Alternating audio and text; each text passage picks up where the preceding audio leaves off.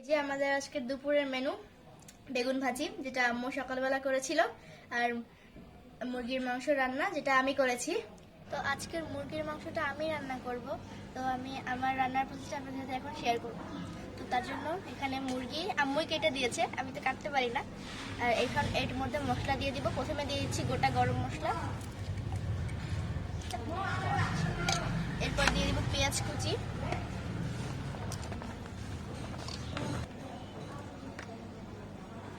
এরপর দিয়ে দিব লবণ, তারপর দিয়ে দিব মরিচ গুঁড়া, সবকিছু 1 চামচ করে দিয়ে দিব। এবার দিয়ে দিব হলুদ গুঁড়া, এবার দিয়ে দিব ধনিয়া গুঁড়া, জিরাও আছে। ও ধনিয়া এবং জিরা মিক্স, এটা ভেজে গুঁড়া করা হয়েছে। আর দিয়ে দিব আম্মুর সিক্রেট মাংসের মশলা। এটার রেসিপিটা আপনারা আম্মুর ইউটিউব চ্যানেলে পেয়ে যাবেন, এচিম কিচেনে, এবং আম্মুর পেজেও ফেসবুক পেজেও পেয়ে যাবেন। এটা আম্মু কিছুদিন আগেই আপনার সাথে শেয়ার করেছে এটা রেসিপিটা। যে কোনো মাংসের মধ্যে দিলেই মাংসের টেস্ট হয়ে যাবে দ্বিগুণ। আর সবশেষ দিয়ে দিব আদা রসুন বাটা, তারপর দিয়ে দিব তেল।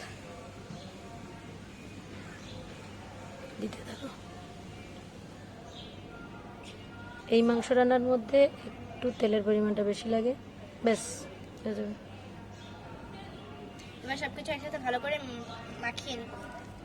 মাখাও।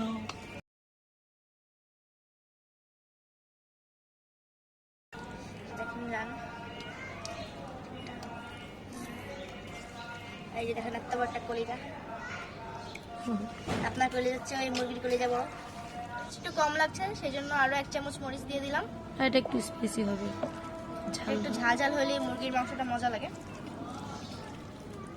যেহেতু পোলট্রি মুরগি। এবার আম্মু সকালে বেগুনের সাথে যে আলুগুলো ভেজে নিয়েছিল সেগুলো এখন দিয়ে দিয়েছি। এটা থেকে আমি 1 পিস অলরেডি খেয়ে ফেলেছি, ভাজার পরেও আমাকে আলুটা মজা লাগে। এখন এটা দিয়েও ভালোভাবে মাখিয়ে নিব, মাখিয়ে তারপর এটাকে 10 মিনিটের জন্য রেস্টে রেখে দিব। ফিরে আসছি 10 মিনিট পরে। আসলাম 10 মিনিট পর। এখন মাংসগুলোকে কষিয়ে নিব, মাংস আলু সব একসাথে নিয়ে।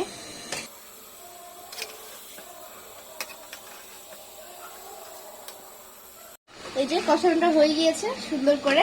কষানোর পরে কিন্তু কালারটা একদম সুন্দর একটা কালার চলে আসে, তেলটা উপরে চলে আসে। হ্যাঁ, এই যে উপর দিয়ে তেল চলে এসেছে, তার মানে কষানোটা একদম পারফেক্ট হয়ে গেছে সব। এই যে পানি শুকিয়ে গিয়েছে আর তেলটা উপরে চলে এসেছে, তার মানে হচ্ছে কষানো একদম হয়ে গেছে পারফেক্টলি। এখন আমরা এর মধ্যে দিয়ে দিব ঝোলের পানি।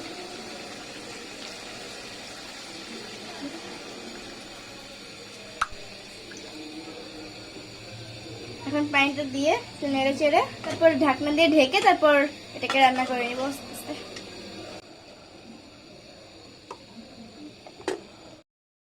মাংস রান্না শেষ আমার। এখন সবশেষে এলাচের গুঁড়া দিয়ে নামিয়ে ফেলবো। তো এই যে এলাচের গুঁড়া নিয়ে এখন চুলাটা বন্ধ করে দিয়েছি। আর দেখেন কালারটা কত সুন্দর হয়েছে, স্মেলটাও অনেক দারুণ এসেছে। তো এটা নাকি অনেক বেশি মজা হয়েছে আর কি, আম্মু একটুখানি টেস্ট করেছিল, তো আমার কাছে নাকি অনেক বেশি মজা লেগেছে। যদি আজকের ভিডিওটি ভালো লেগে থাকে তাহলে অবশ্যই লাইক কমেন্ট শেয়ার করবেন এবং আম্মুর পেজটিকে ফলো দিয়ে রাখবেন। টাটা। এই যে রান্নাটা হয়ে গিয়েছে আর এখন এটাকে আমি বেড়ে নিয়েছি। খুব সুন্দর হয়েছে তো আপনি, রান্নাটা জোস লাগছে। ওয়াও, তুমি তো একেবারে মাস্টার শেফ। তো এখন খাবা না? মাংস ছেড়ে নি। বিসমিল্লাহ।